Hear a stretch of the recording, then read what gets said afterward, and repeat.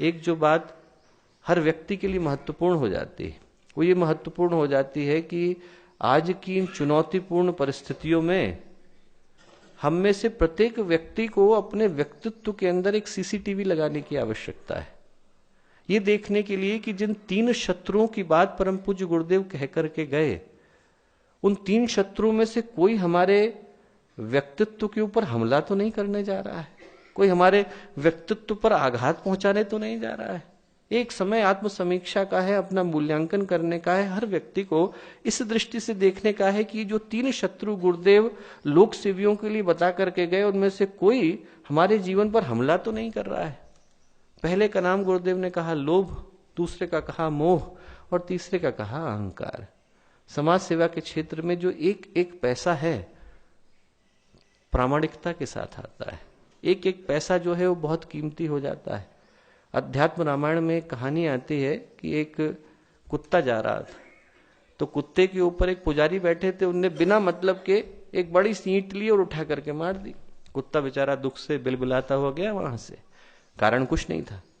उसने जाकर के भगवान राम से शिकायत करी। भगवान राम ने पूरी घटना का पता लगाया और जाना कि सही बात है कि ये जो कुत्ता था वो निर्दोष था, इसका कोई दोष था नहीं, पर बेमतलब में उस पुजारी ने उठा करके एक पत्थर मार दिया। तो उनने कुत्ते से कहा, पुजारी को बुलवाया, उनने कहा कि भाई ये व्यक्ति जो है आपका दोषी है, आप ही का दोषी है, आप ही इसकी सजा निर्धारित कर दो। उनने कुत्ते से कहा कि आप इसके लिए क्या सजा देना चाहते हो? तो कुत्ता बोला कि भाई मैं इसको ये सजा देना चाहता हूं कि इस पुजारी को जो कलंजर मठ है उसका महंत बना दीजिए, उसका मुख्य ट्रस्टी बना दीजिए। उन्होंने कहा कि क्यों? उन्होंने कहा कि तो सजा का हुई साहब, ये पुरस्कार हो गया। बोले नहीं नहीं साहब आप यही बनाइए। बोले क्यों?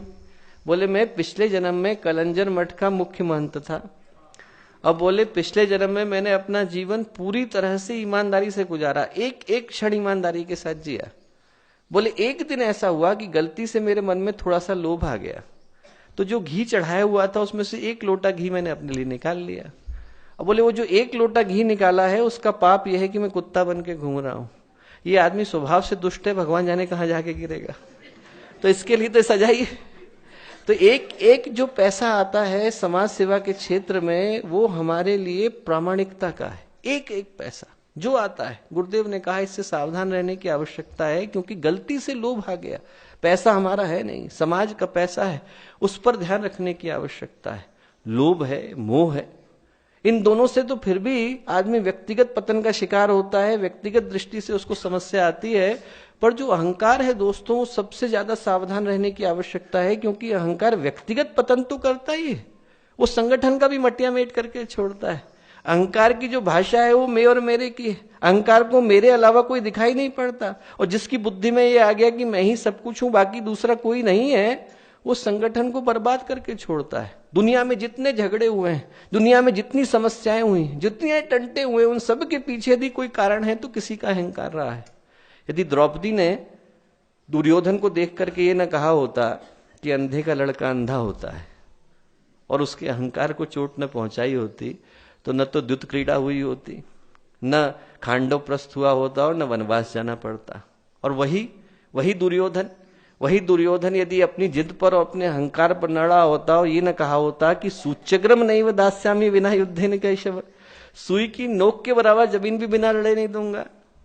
बहुत सारे लोग समझा गए, भीष्म पितामह समझा गए, विदुर समझा गए, भगवान श्री कृष्ण समझाने को आए, बोले अरे भाई लड़ाई की कोई आवश्यकता नहीं है, भाई को भाई पर हथियार नहीं उठाना पड़ेगा, 5 गांव दे दो, 5 गांव में 5 भाई संतुष्ट रहेंगे, पूरा भारत रखो आप। नियमानुसार तो उनको पूरा देना था, वो मत दो, आधा देना था, वो मत दो, 5 गांव दे दो।